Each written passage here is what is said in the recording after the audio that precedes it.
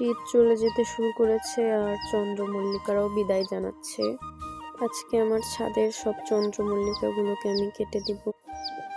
গাছগুলোতে প্রায় 1 মাসের বেশি ফুলগুলো ধরে আছে।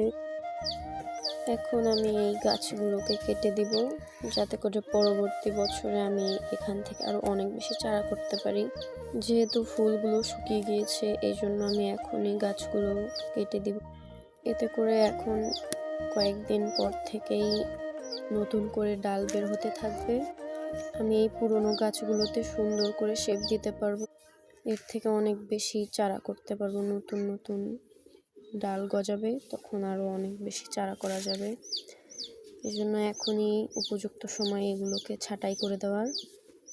দেখতেই পাচ্ছ সমস্ত ফুল একদম শুকিয়ে গিয়েছে। কোনো ডালই আমি গাছে রাখবো না। সবগুলো গাছে একদম ফুল শুকিয়ে গিয়েছে। প্রায় 8-9টা গাছ ছিল, সব গাছগুলোর ফুল একদম শুকিয়ে গিয়েছে। এই জন্য একদম সবগুলোকে ছাঁটাই করে